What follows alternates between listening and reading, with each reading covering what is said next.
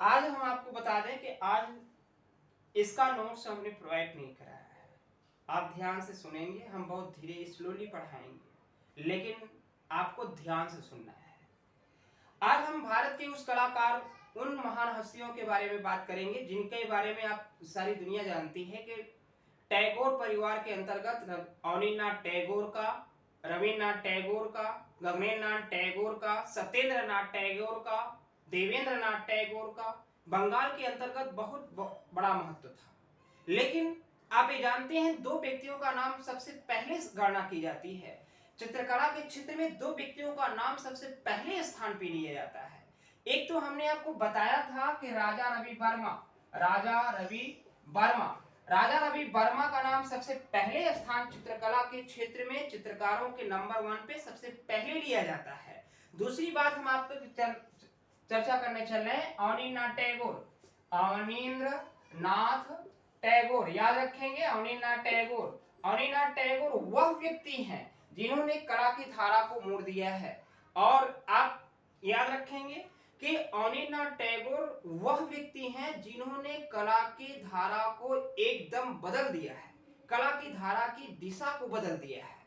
लेकिन उससे पहले आप जानते हैं कि उससे पहले राजा रवि वर्मा ने भी कला की धारा को अचानक एकदम किनारे की तरफ से मोड़ दिया है। लेकिन यह दोनों ऐसे व्यक्ति हैं भारत के जो कभी भारत छोड़ करके बाहर नहीं गए। यानी इन्होंने जितना भी चित्रांकन किया सब भारत के अंदर, भारत की हर एक क्षेत्र को घूम करके, हर एक कला के स्थान को घूम करके बारीकियों से झांका। लेकिन पाश्चात्य कला का अंकन, टेक्निक का अंकन किया, लेकिन पाश्चात्य कला का जिक्र नहीं किया। सबसे बड़ी बात आती है कि हमने आपसे पहले बताया कि दो व्यक्तियों का नाम सर्वोपरि स्थान पे लिया जाता है। एक राजा रवि वर्मा है, दूसरा स्थान है आपका अवनीन्द्रनाथ टैगोर का। अवनीन्द्रनाथ टैगोर, राजा रवि वर्मा के बारे में हमने आपसे जिक्र कर दिया है। राजा रवि वर्मा को आधुनिक भारतीय चित्रकला का जनक कहा जाता है, भारतीय चित्रकला का जनक कहा जाता है। लेकिन अवनीन्द्रनाथ टैगोर को आधुनिक भारतीय चित्रकला का जनक कहा जाता है। आधुनिक भारतीय चित्रकला का जन्म स्थान मानने का जो श्रेय है वह अवनीन्द्रनाथ टैगोर को है। लेकिन हम आज इन्हीं के बारे में बात करेंगे, अवनीन्द्रनाथ टैगोर के बंगाल शैली से। लेकिन आप ध्यान से सुनेंगे, बंगाल शैली आप ये जानते हैं कि भारत के अंतर्गत बंगाल शैली का महत्वपूर्ण स्थान जो है वह पश्चिम बंगाल का कोलकाता शहर है। कोलकाता शहर में एक सरकारी विद्यालय है जिसको आप गवर्नमेंट आर्ट एंड क्राफ्ट के नाम से जानते हैं। वह विद्यालय की स्थापना 1854 ईस्वी में की जाती है।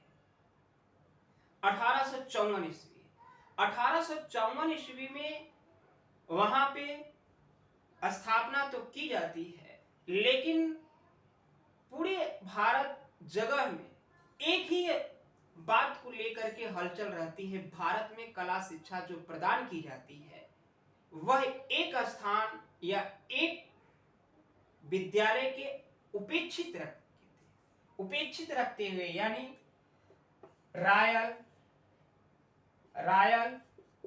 Art society London, royal art society London, इसके आधार पे भारत में सभी जगह कला की शिक्षा प्रदान की जाती है, यूरोपीय कला की शिक्षा प्रदान की जाती है। लेकिन एक जगह छोड़ करके, वह जगह है आपका जयपुर, जिसकी स्थापना में हुनरिये मदरसा के नाम से 1857 ईस्वी में की जाती है। 1857 ईस्वी में हुनरिये मदरसा जो आगे चल करके Maharaja school of art and craft Jaipur के नाम से प्रसिद्ध होता है। Maharaja school of art and craft Jaipur के नाम से प्रसिद्ध होता है। यहाँ पे अंग्रेजी रॉयल आर्ट सोसाइटी के द्वारा कला का कोई प्रभाव नहीं दिखाई देता, कोई प्रभाव नहीं दिखाई देता। कहने का तात्पर्य यह है कि भारत में सभी जगह, चाहे आपका मद्रास रहा हो, चाहे आपका लाहौर रहा हो, और चाहे आपका मुंबई रहा हो, चाहे कोलकाता रहा हो, चाहे आपका लखनऊ रहा, लेकिन इस सभी जगह आपको रॉयल अकादमी यानी रॉयल आर्ट अकादमी लंदन के द्वारा ही शिक्षा प्रदान की, इसी के बेस पे। लेकिन अब हम आपको थोड़ी सी बात पे चर्चा करेंगे कि उस समय अनिरुद्ध टैगोर बंगाल में इनका जन्म होता है, पश्चिम बंगाल के अंतर्गत। अब हम इनके डिटेल के बारे में चर्चा करने चल रहे हैं, लेकिन बंगाल शैली की अभी हम शुरुआत नहीं करेंगे। कारण यह है कि बंगाल शैली की विशेषताओं के बारे में नहीं बताएंगे तब तक जब तक अनिरुद्ध टैगोर का पूरा जीवन परिचय नहीं बता देते। आइए अनिरुद्ध टैगोर के जीवन परिचय के बारे में बात करें। अनिरुद्ध टैगोर के जीवन परिचय, जीवन परिचय का तात्पर्य यह है, अनिरुद्ध नाथ टैगोर। अनिरुद्ध टैगोर के जीवन परिचय में सबसे बड़ी बात आती है इनका जन्म होता है 1871 ईस्वी में जोड़ा साको के अंतर्गत। और यह जो जन्म होता है जन्माष्टमी के दिन हुआ है। जन्माष्टमी, यह प्रश्न याद रखेंगे। जोड़ा साको के अंतर्गत यानी कहाँ है? कोलकाता में, कोलकाता। लेकिन इनका जन्म जन्माष्टमी के दिन हुआ है, इस बात को आप जरूर याद रखें। एक ऐसे कलाकार हैं जिनका जन्म जन्माष्टमी के दिन होता है। दूसरी बात होती है इनकी मृत्यु के बारे में भी याद रखेंगे। 1951 ईस्वी में कोलकाता में ही इनकी मृत्यु होती है। रणदीप सिंह साहा की एक पुस्तक है। कहा जाता है कि अनिरुद्ध टैगोर का अंतिम समय बहुत, उन्होंने लिखा है भारतीय चित्रकला की चित्रात्मक पद्धति, और रणदीप सिंह साहा की यह पुस्तक है। उन्होंने इस पुस्तक में जिक्र किया है कि अनिरुद्ध टैगोर के जो अंतिम समय के जो दिन थे वह बहुत कष्टमय थे। कष्टमय का तात्पर्य यह है कि इनके रहते हुए इनकी पत्नी का देहांत हो जाता है, इनके रहते हुए इनकी बड़ी पुत्री का देहांत हो जाता है, इनके रहते हुए भी इनकी आंख से दिखाई नहीं देता है, इनके हाथ काम नहीं करते हैं, पैर से विकलांग हो जाते हैं। अंतिम समय की बात है। लेकिन आपको यह सारी बातें याद नहीं रखनी है, सिर्फ आप मेन बातें याद रखें। एग्जाम परीक्षा की दृष्टि में आपको 1951 याद रखना है, बाकी यह सारी बातें आपको नहीं याद रखना है। अब हम थोड़ी सी बात पे करेंगे पिता का नाम है गुणेंद्र नाथ टैगोर। इसके साथ साथ इनकी माता का नाम है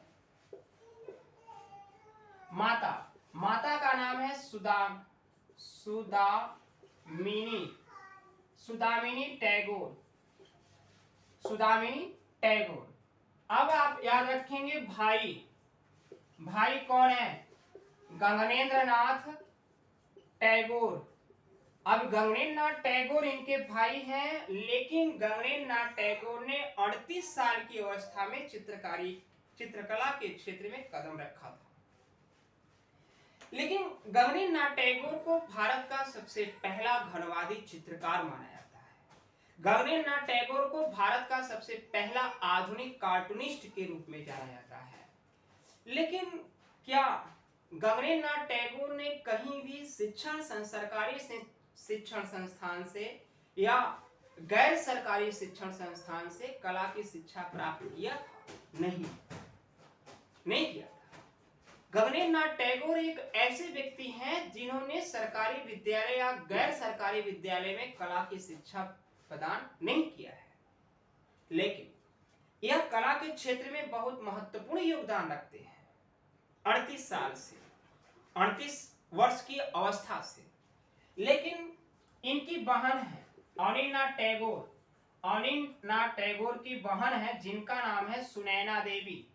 सुनैना देवी, सुनैना देवी, सुनैना देवी पश्चिम बंगाल की अंतर्गत सबसे पहली भारतीय महिला चित्रकार की गणना की जाती है।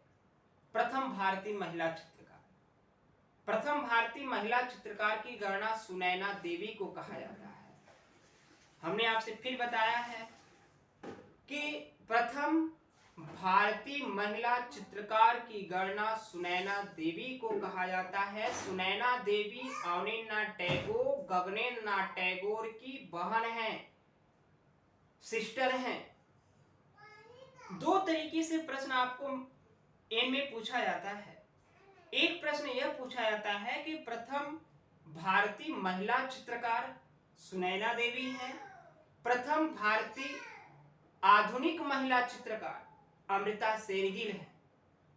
ये दोनों बातें अलग अलग हैं, दोनों बातें आपको अलग तरीके से याद रखनी है कि हमने आपसे बताया सुनैना देवी अवनीन्द्रनाथ टैगोर की सिस्टर है, यानी गगनेन्द्रनाथ टैगोर की भी सिस्टर है, और यह सुनैना देवी को भारत का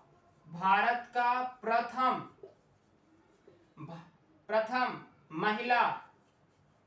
महिला चितेरा या चितेरी कलाकार माना जाता है।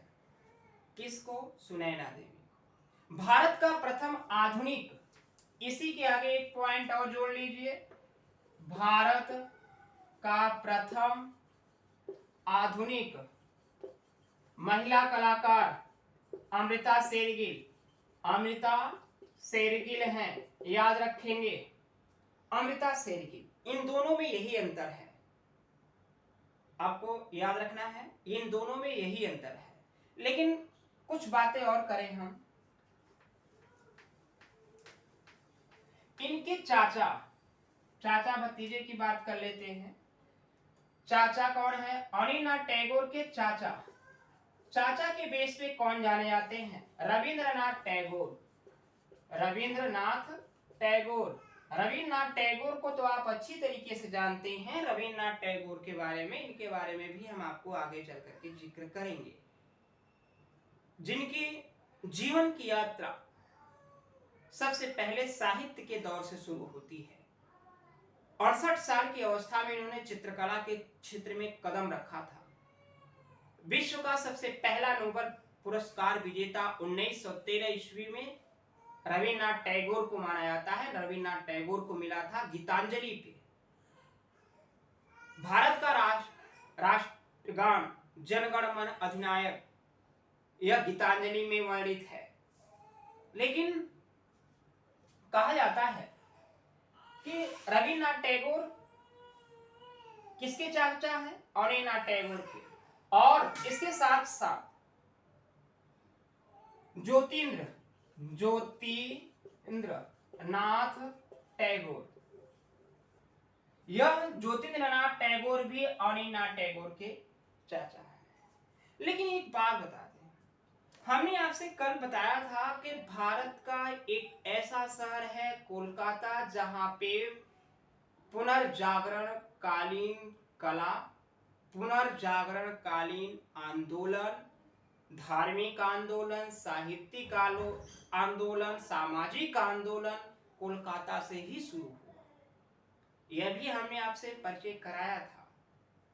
लेकिन तो यहाँ पे जो आपको अनिनाथ टैगोर के द्वारा जो देखने को मिला, वह इतनी बातें थी, मुख्य रूप से जीवन के बारे में। लेकिन अनिनाथ टैगोर की शिक्षा के बारे में बता दें तो शिक्षा आपको तीन गुरुओं के सानिध्य में मिलकर के मिलती है। कहने का तात्पर्य है कि सबसे पहले जो इन्होंने शिक्षा ग्रहण किया, सबसे पहले जो शिक्षा इन्होंने अनिनाथ टैगोर ने जो ग्रहण किया, यह यूरोपीय कलाकार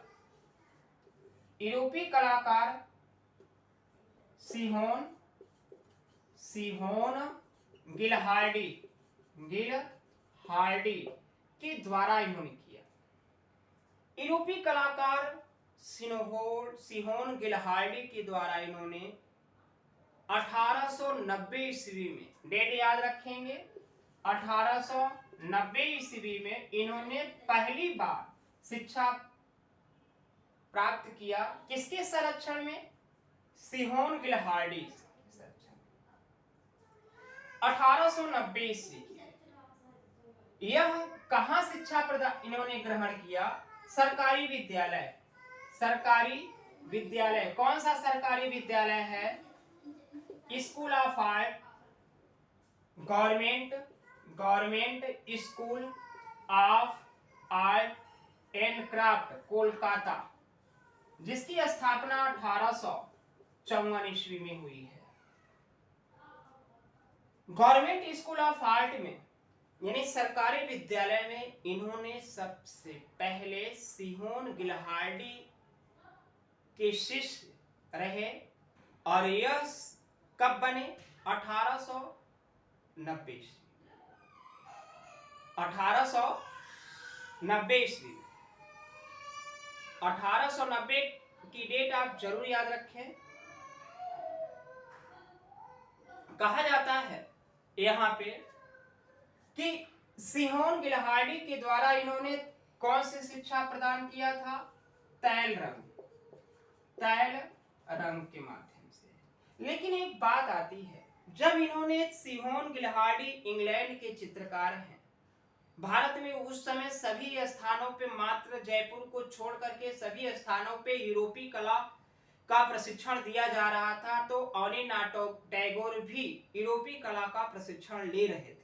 यही कारण है कि अनीनाथ टैगोर ने सबसे पहले तैल रंग के में चित्रकारी करना प्रारंभ किया था।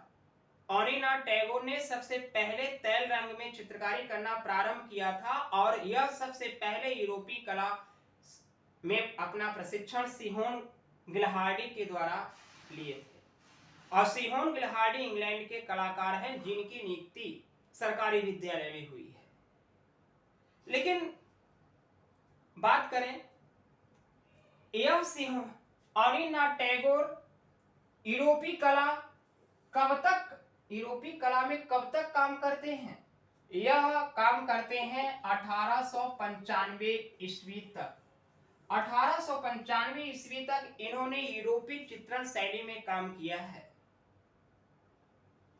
यह ध्यान रखना है आपको कि सबसे पहले अनीनाथ टैगोर ने यूरोपीय चित्रण शैली में काम किया है और सबसे पहले जो इन्होंने टेक्निक अपनाया है वह है तैल चित्रण।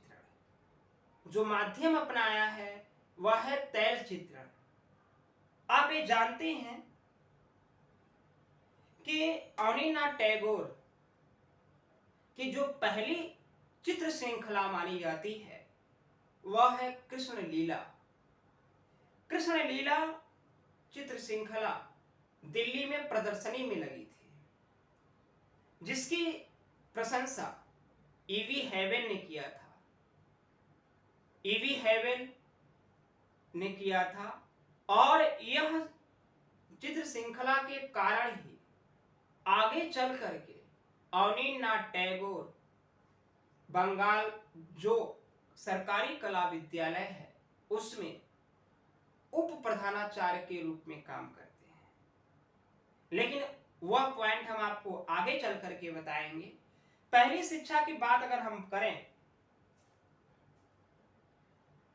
इन्होंने, आपको ध्यान रखना है कि शुरुआती दौर में 1895 ईस्वी तक इन्होंने यूरोपीय कला में काम किया है। इसके बाद पहले गुरु कौन आते हैं? सिहोन गिलहार्डी। इन्होंने सरकारी विद्यालय में कब प्रवेश लिया? 1890। यह डेट आप याद रखेंगे। अगली बात आती है कि पेस्टल रंग का, जल रंग का, यानी जल रंग कहा जाता है कि पश्चिम बंगाल के अंतर्गत मात्र एक पढ़ा लिखा जो पूर्ण रूप से परिवार था उस समय के दौर में टैगोर परिवार माना जाता है। भारत के सबसे पहले आईपीएस अधिकारी सत्येंद्र नाथ टैगोर माने जाते हैं। भारत के सबसे पहले आईपीएस अधिकारी के रूप में सत्येंद्र नाथ टैगोर की गणना की जाती है। यह भी टैगोर खानदान से ही थे। आप ये जानते हैं कि नोबेल पुरस्कार के विजेता भी रविन्द्रनाथ टैगोर हैं, अवनींद्रनाथ टैगोर के खानदान से ही हैं। लेकिन आप ये जानते हैं कि उस समय पश्चिम बंगाल के अंतर्गत, पश्चिम बंगाल राज्य के अंतर्गत टैगोर परिवार का बहुत ही वर्चस्व था। जापानी व्यक्ति आते हैं 1903 ईस्वी में। अब याद रखना है हमने आपको कि जापानी, हमने आपसे कहा है जापानी कौन कौन से आते हैं। 1903 ईस्वी में जापानी व्यक्ति आते हैं जिनका नाम है ओकोकुरा,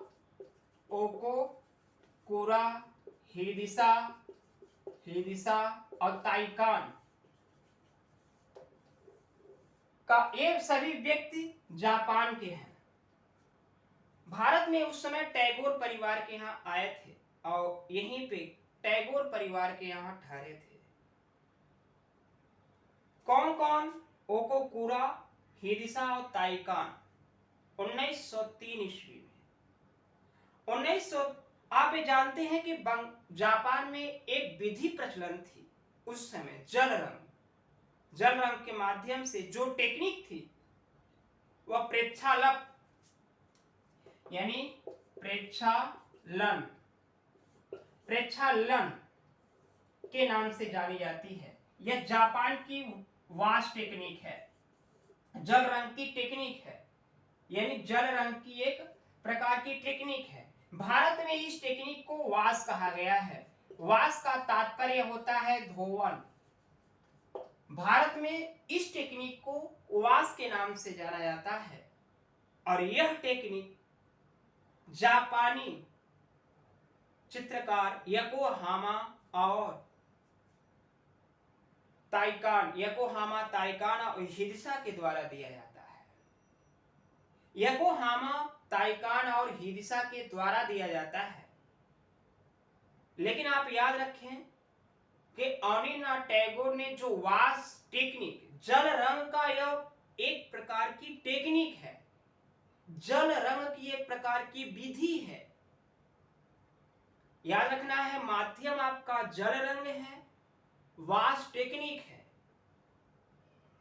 यह विधि है, वास विधि है, जिसको जापान में वास टेक्निक को जापान में प्रेक्षालन के नाम से जाना जाता है।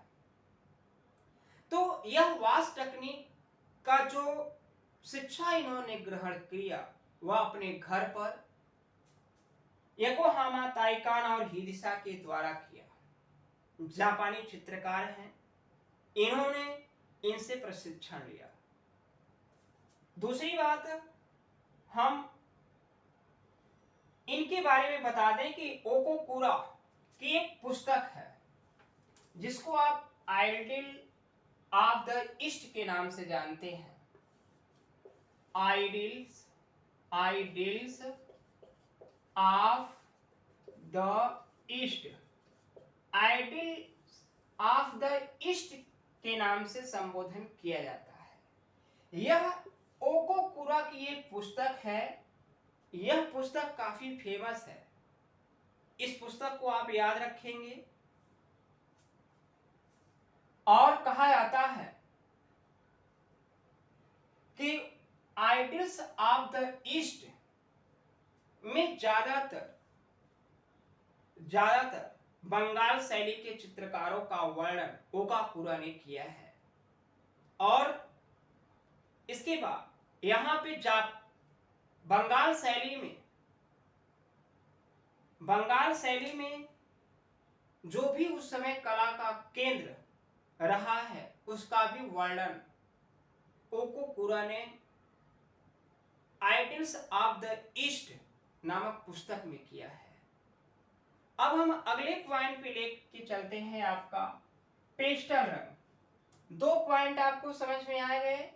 एक हमने आपसे चर्चा किया कि आपको कौन सा पॉइंट, तेल रंग, तेल रंग के बारे में हमने आपसे बताया। दूसरा हमने आपसे बताया जल रंग के बारे में, जल रंग की वाश टेक्निक। बंगाल शैली की मुख्य पहचान वाश टेक्निक के रूप में जानी जाती है। यह जल रंग एक माध्यम है, जल रंग माध्यम है, टेक्निक वाश है। और बंगाल शैली मुख्य रूप से वाश टेक्निक के लिए जानी जाती है। वाश का तात्पर्य होता है धोवन। जब देखिए हम आपको बताएं, आपके पास एक प्रकार का कागज है, जैसे यह आपका एक प्रकार का कागज है, आपने इस पे रेखांकन हल्के हाथ से किया है। फिर इसके बाद आप इस पे कलर लगाएंगे। कलर कुछ सूखा हो, पूर्ण रूप से सूखा ना हो, कुछ ही सूखा हो। उसके बाद आप इसको आवश्यकता अनुसार पानी में एक बार डाल देंगे, फिर यह सूख जाएगा।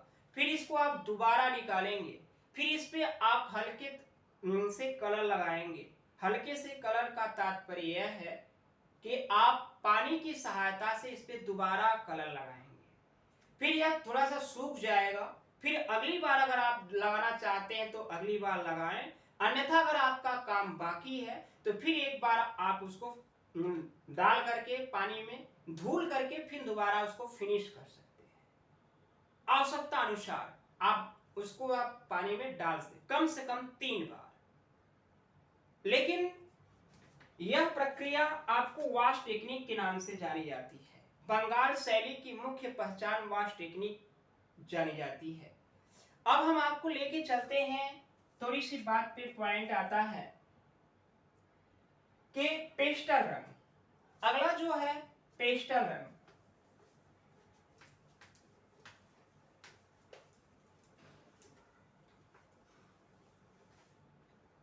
यानी पेस्टल। पेस्टल के अंतर्गत इन्होंने जो शिक्षा प्रदान किया था, यह चार्ल्स सी पामर, चार्ल्स सी पामर के द्वारा, चार्ल्स सी पामर के द्वारा इन्होंने पेस्टल रंग की शिक्षा ग्रहण किया था। अनीनाथ टैगोर ने यह जो पेस्टल रंग की चित्रकारी किया है अपने जीवन में सबसे ज्यादा 1920 ईस्वी से 1926 ईस्वी तक पेस्टल रंग की चित्रकारी सबसे इन्होंने ज्यादा किया। कब? वह टाइम है आपका, यह टाइम है आपका 1920 से लेकर के 1926 ईस्वी तक। लेकिन एक बात हम आपको बता दें कि हमने आपसे चर्चा किया कि तेल रंग का मुख्य माध्यम इन्होंने जो काम किया है सबसे ज्यादा 1895 में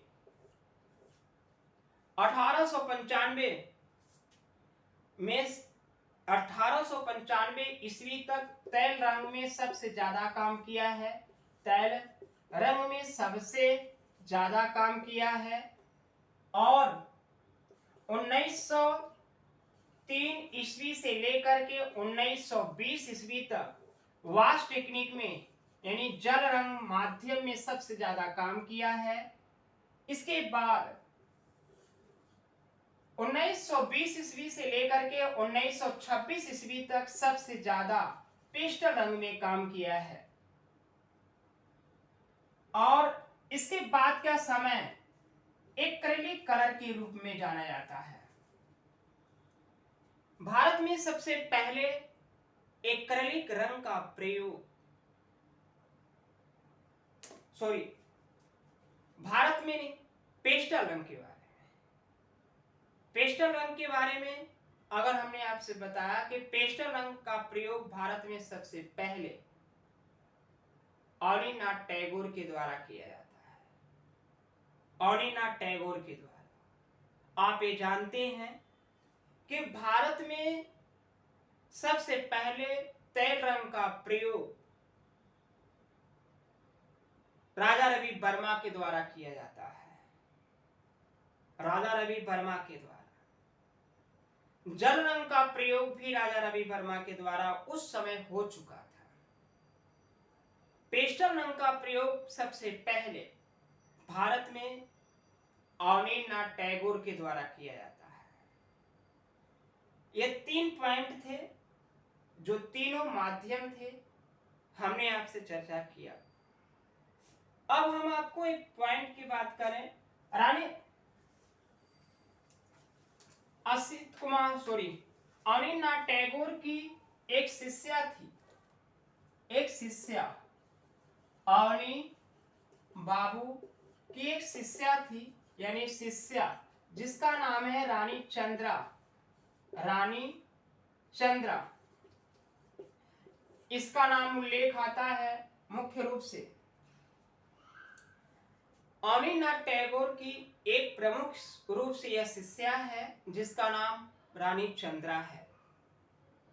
अवनींद्रनाथ टैगोर बहुमुखी प्रतिभा के धनी थे। बहुमुखी प्रतिभा के धनी थे अवनींद्रनाथ टैगोर। लेकिन अवनींद्रनाथ टैगोर मुख्य रूप से चित्रकार के रूप में फेमस हुए हैं। हम आपको लेके चलेंगे लेखक के रूप में, चित्रकार के रूप में, इसके साथ साथ शिक्षक के रूप में और इसके साथ साथ नाटककार के रूप में, संगीतकार के रूप में। लेकिन 2 चीजें आपको सबसे बड़ी बात आती है, यह चित्रकार के साथ साथ 2 चीजें सबसे बड़ी महत्वपूर्ण भूमिका निभाते हैं।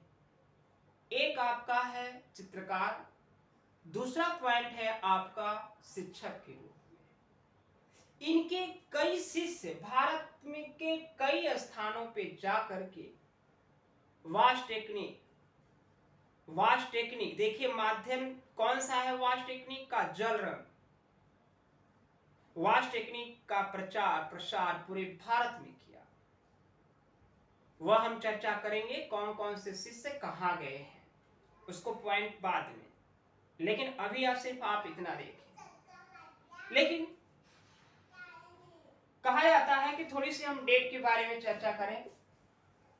डेट के बारे में अवनींद्रनाथ टैगोर के 1898 ईस्वी के अंतर्गत कोलकाता जो सरकारी विद्यालय है इसमें उप प्रधानाचार्य के पद पे काम करते हैं। कब? 1898 ईस्वी में इनको उप प्रधानाचार्य के पद पे बनाया जाता है। और यह किसके प्रयासों से बनाया जाता है? यह बनाया जाता है ईवी हैविल के प्रयासों से, जिनका पूरा नाम है इनरेस्ट विनफील्ड हैविल। यह इंग्लैंड के निवासी हैं और यह कला समीक्षक और चित्रकार शिक्षक के रूप में जाने जाते हैं। लेकिन हमने आपसे कहा कि अवनींद्रनाथ टैगोर को 1898 ईस्वी में सरकारी विद्यालय यानी government school of art Kolkata में उप प्रधानाचार्य के पद पे ग्रहण करते हैं। लेकिन 1905 से 1915 ईस्वी तक प्रधानाचार्य के पद पे काम करते हैं। डेट आप याद रखेंगे, यह डेट काफी महत्वपूर्ण है। और आपको पता है कि 1905 से 1920 ईस्वी तक बंगाल शैली का स्वर्णकाल रहता है। यानी बंगाल शैली का स्वर्णकाल 1905 से 1920 ईस्वी तक माना जाता है। यानी चरमोत्कर्ष कब माना जाता है? 1905 से 1920 तक। 1907 ईस्वी में अवनींद्रनाथ टैगोर ने 1907 ईस्वी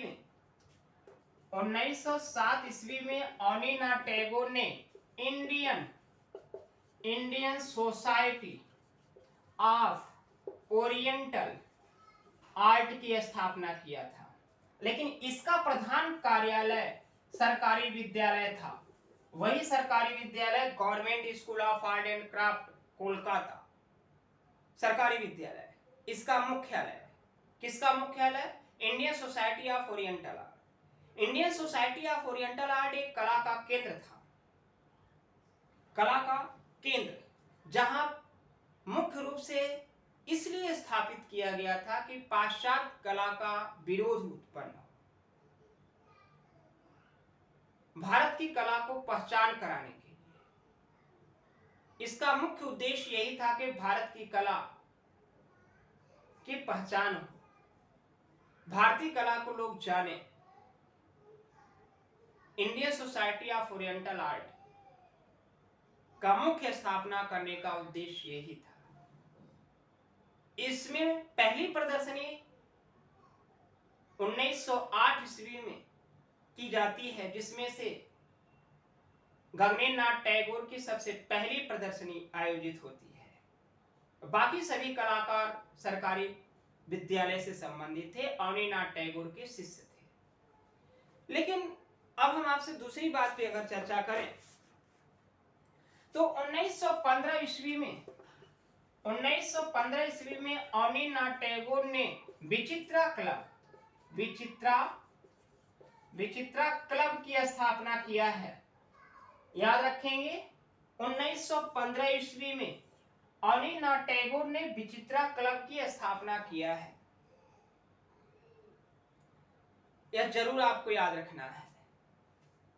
इतने पॉइंट हो गए डेट के आधार पे। डेट के आधार पे हम और आपको टॉपिक के वाइज बता देते हैं। देखिए, हाँ,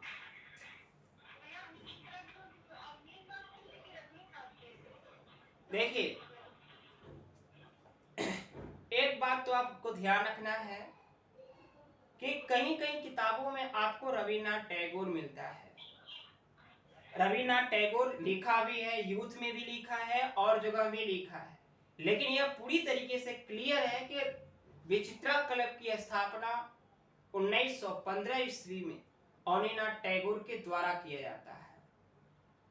लेकिन यह बात आप जरूर याद रखेंगे कि विचित्रा क्लब की स्थापना 1915 ईस्वी में अवनीनाथ टैगोर के द्वारा किया जाता है, या 100% क्लियर है।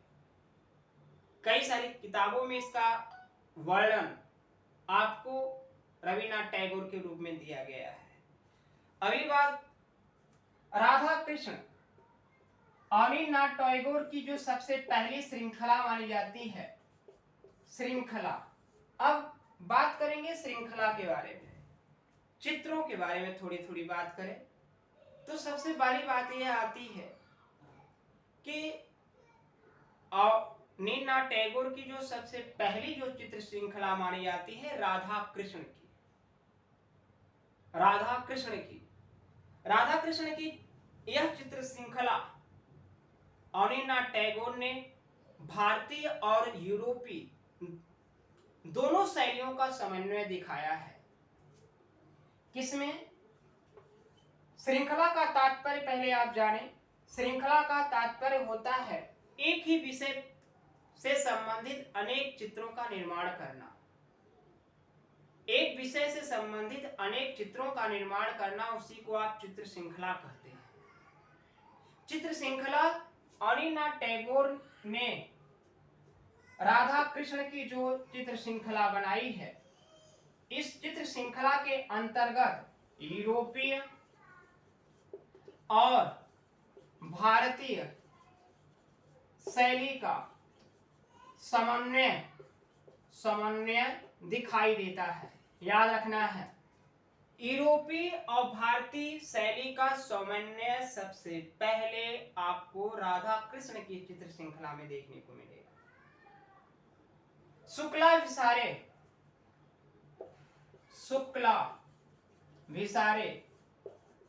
विसारे अवनीनाथ टैगोर का पूर्णतः भारतीय शैली में बना चित्र, पहला चित्र माना जाता है। याद रखेंगे, एक बार फिर आपसे रिपीट कर दें। अनिना टैगोर का पूर्ण भारतीय शैली में बना चित्र, भारतीय शैली में बना चित्र शुक्लाभिसारे, शुक्लाभिसारे, शुक्लाभिसारे माना जाता है। इसकी रचना 1905 ईस्वी में किया था।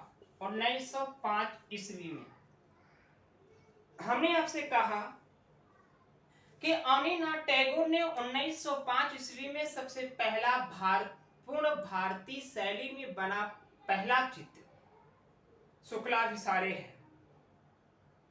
और यह जो चित्र है विक्टोरिया मेमोरियल, विक्टोरिया मेमोरियल संग्रहालय कोलकाता में संग्रहित है। कहाँ है? विक्टोरिया मेमोरियल हॉल या विक्टोरिया मेमोरियल हॉल कोलकाता में संग्रहित है। इसके साथ साथ यहाँ पे अगर बात करें तो 1905 ईस्वी में एक और पेंटिंग का निर्माण किया जाता है जिसको आप जानते हैं भारत माता। भारत माता, भारत माता यह अनिना टैगोर का जापानी टेक्निक प्रक्षालन, यानी जिसको आप भारतीय बंगाल की शैली के रूप में जानते हैं, वाश टेक्निक, जापानी टेक्निक या वाश टेक्निक का सबसे पहला जो चित्र अनिना टैगोर ने बनाया वह भारत माता का चित्र है। यह चित्र 1905 ईस्वी में बनाया गया।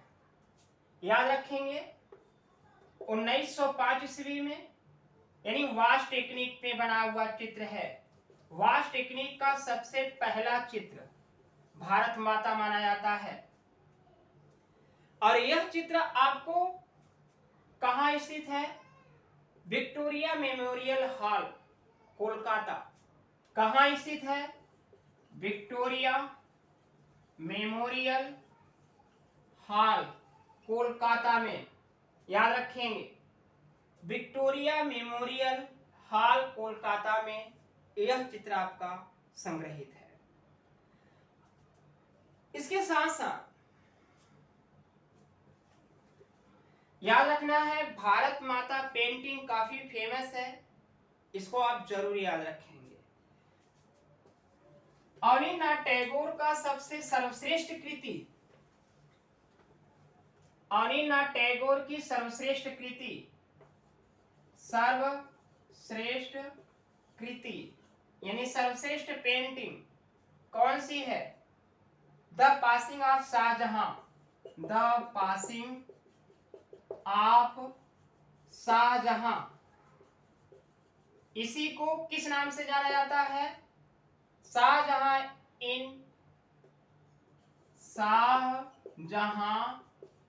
इन his death bed, Shahjahan in his death bed या शाहजहां के अंतिम दिन, शाहजहां के अंतिम दिन, शाहजहां के अंतिम दिन, तीन नामों से संबोधन किया जाता है इसको। यह पेंटिंग 1902 ईस्वी में बनाया था। अनिना टैगोर ने इसका निर्माण 1902 ईस्वी में किया है और यह तैल रंग में चित्रित है, तैल रंग में चित्रित है। आप ये जानते हैं कि अनिना टैगोर को मुगल सिद्ध कलाकार के रूप में जाना जाता है। अनिना टैगोर ने सबसे ज्यादा जो चित्रांकन किया है मुगल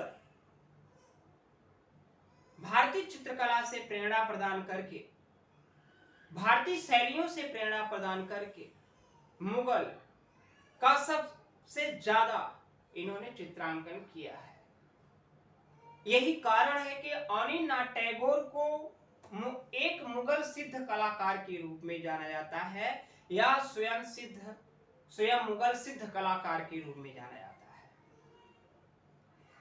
स्वयं मुगल सिद्ध कलाकार के रूप में अवनीनाथ टैगोर फेमस है, इसलिए आप इसको जरूर याद रखेंगे। हमने आपसे बताया कि सर्वश्रेष्ठ की कृति जो मानी जाती है द पासिंग ऑफ शाहजहां या Shahjahan in his date of death, Shahjahan के अंतिम दिन, एक ही चित्र है। इस चित्र का निर्माण 1902 ईस्वी में किया जाता है और यह चित्र आपका तैल रंग माध्यम में बनाया गया है और यह चित्र Victoria memorial hall Kolkata, Victoria memorial hall Kolkata में संग्रहित है। अगला अगर हम बात करें तो अगला पॉइंट के अंतर्गत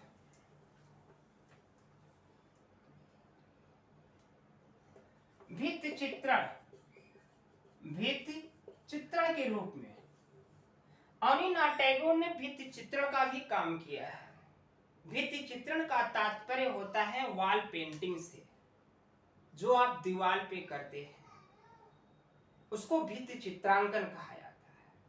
अवनीनाथ टैगोर ने जो भित्ति चित्रांकन किया वह जयपुर के अरायसी शैली में किया। अरायसी शैली, जयपुर की अरायसी शैली काफी फेमस है और जयपुर की अरायसी शैली का वर्तमान समय में जो जिक्र किया जाता है उस विश्वविद्यालय का नाम वनस्थली विद्यापीठ मिलता है। वनस्थली विद्यापीठ में आज भी जयपुर अरायसी शैली या इटालियन भित्ति चित्रांकन का जो जिक्र मिलता है भारत में एक ही कला विद्यालय में मिलता है, वह है आपका वनस्थली विद्यापीठ, टोंक, राजस्थान का टोंक जिला। लेकिन हम बात कर रहे हैं अवनीनाथ टैगोर की। अवनीनाथ टैगोर ने भित्ति चित्रांकन में भी चित्र बनाया है जिसका नाम है कच देवयानी। यह कच देवयानी भित्ति चित्र है। क्या है? भित्ति चित्र। और यह 1908 ईस्वी में इन्होंने बनाया है। और यह कहाँ बनाया? यह सरकारी विद्यालय कहने का तात्पर्य यह है कि कच देवयानी या भित्ति चित्रांकन अवनीनाथ टैगोर ने 1908 ईस्वी में government school of art Kolkata में किया है। अगला जो इन्होंने भित्ति चित्रांकन किया वह किया है राधा कृष्ण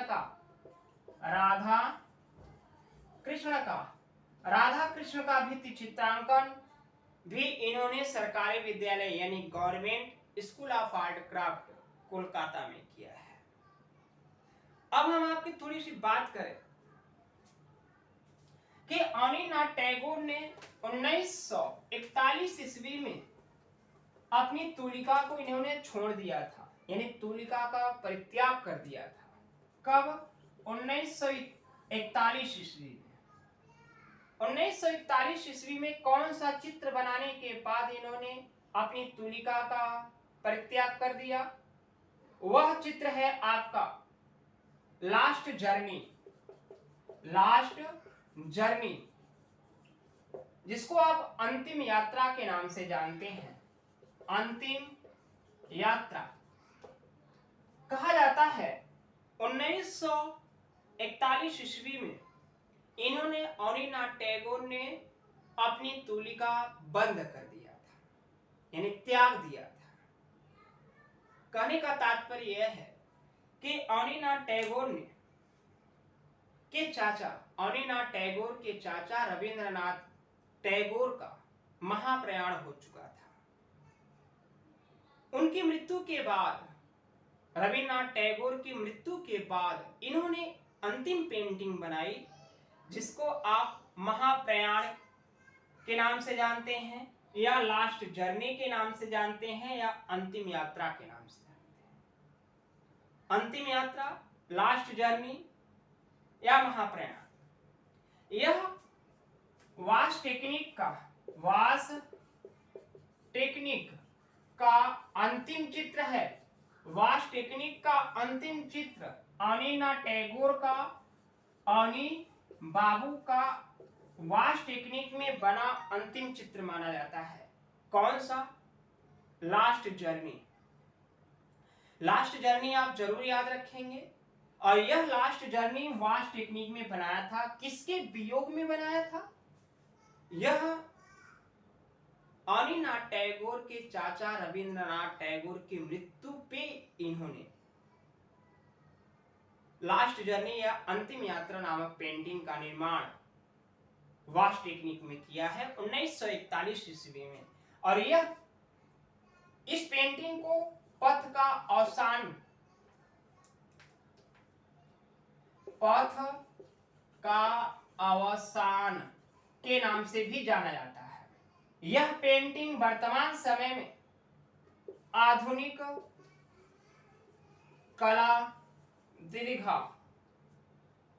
कला दीर्घा नई दिल्ली में संग्रहित है।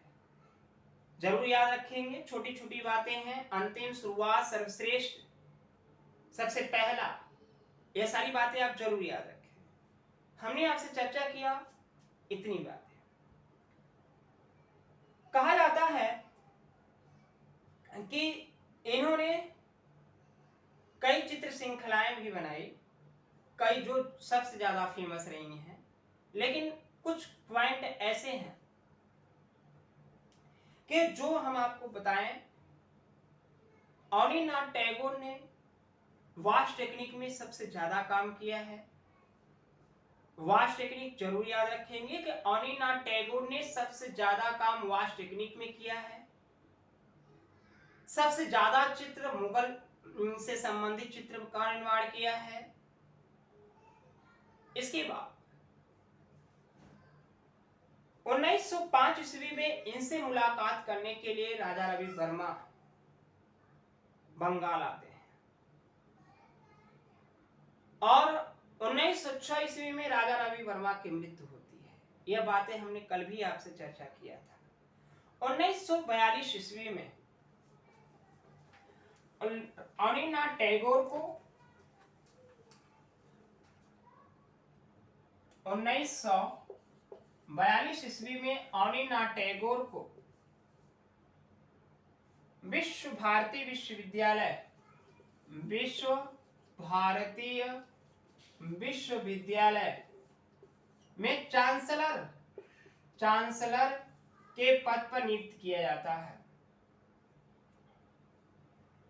इनकी अनीनाथ टैगोर की एक आत्मकथा मिलती है जिनका नाम है जोड़ा साको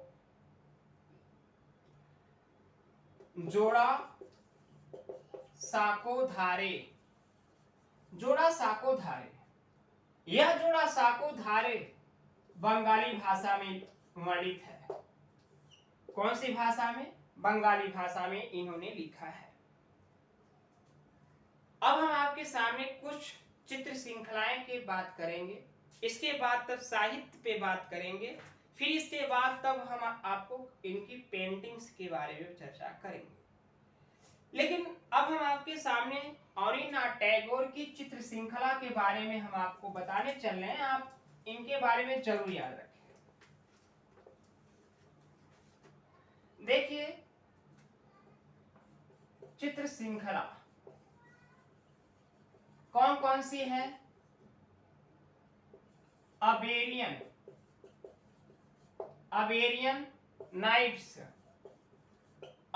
नाइट्स सबसे ज्यादा फेमस यह भी है। इसके साथ साथ ताज यानी कौन सा ताज? ताजमहल, ताज श्रृंखला, अबेरियन नाइट्स श्रृंखला का तात्पर्य तो हमने आपको चर्चा किया कि एक ही विषय पे अनेक पेंटिंग का निर्माण करना ही चित्र श्रृंखला कहा जाता है। ताज श्रृंखला, चिड़िया श्रृंखला, इसके बाद कृष्ण लीला चित्र श्रृंखला, इसके बाद फाल्गुनी चित्र श्रृंखला, दार्जिलिंग लिंग चित्र श्रृंखला, अवेरियन नाइट्स चित्र श्रृंखला, ताज चित्र श्रृंखला, चिड़िया चित्र श्रृंखला, कृष्ण लीला चित्र श्रृंखला, फाल्गुनी चित्र श्रृंखला, दार्जिलिंग चित्र श्रृंखला। इसके साथ साथ मुगल चित्र श्रृंखला, मास्क चित्र श्रृंखला, इसके साथ साथ विद्यापति और चंडीदास, ये विद्यापति और चंडीदास की कविताओं का, ये कवि हैं, दोनों लोग कवि हैं। विद्यापति और चंडीदास ये दोनों कवि हैं। इनकी कविताओं का संग्रह के रूप में रविन्द्रनाथ टैगोर ने किया और रविन्द्रनाथ टैगोर ने इनको, रविन्द्रनाथ टैगोर को कहा कि आप इस पे चित्रांकन करें।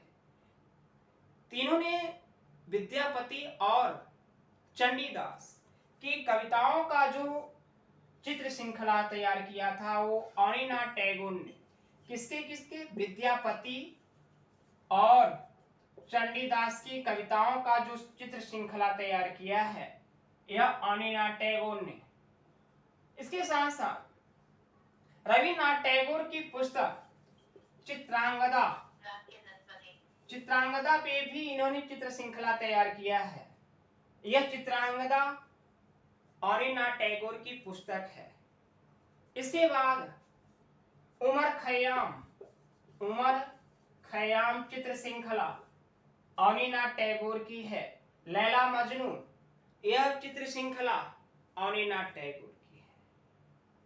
इतनी चित्र श्रृंखलाओं का निर्माण किया है, लेकिन सबसे ज्यादा जो फेमस है वह हम आपको बता दें, अवेरियन नाइट्स चित्र श्रृंखला सबसे ज्यादा फेमस है। कृष्ण लीला चित्र श्रृंखला, मुगल चित्र श्रृंखला और विद्यापति एवं चंडीदास की कविताओं का चित्र श्रृंखला, उमर खयाम की चित्र श्रृंखला, यह 4-5 चित्र श्रृंखलाएं रविन्द्रनाथ टैगोर की सबसे ज्यादा फेमस है। इनको आप जरूर याद रखें। इतनी बातें थी। इसके बाद आपका 3 पॉइंट और बचे हैं। एक आपका रविन्द्रनाथ टैगोर ने साहित्य के क्षेत्र में भी काम किया। रविन्द्रनाथ टैगोर ने सबसे पहले इनके चाचा, जिनका बारे में हमने आपसे पहले चर्चा किया कि ज्योतिन्द्रनाथ टैगोर के द्वारा एक बाल साहित्य मिलता था। बाल साहित्य में इन्होंने इनके सबसे पहले चित्र छापे गए थे और कहा जाता है कि रविन्द्रनाथ टैगोर ने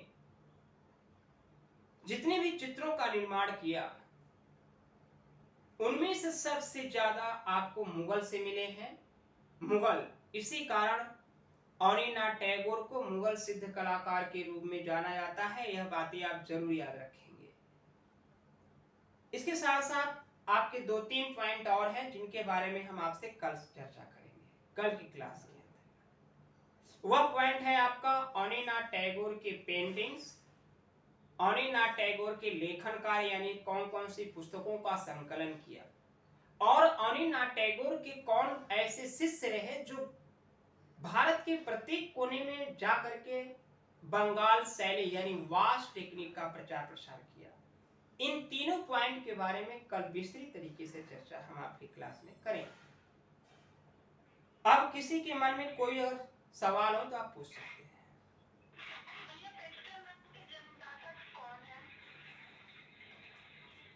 पेस्टल रंग के जन्मदाता, एक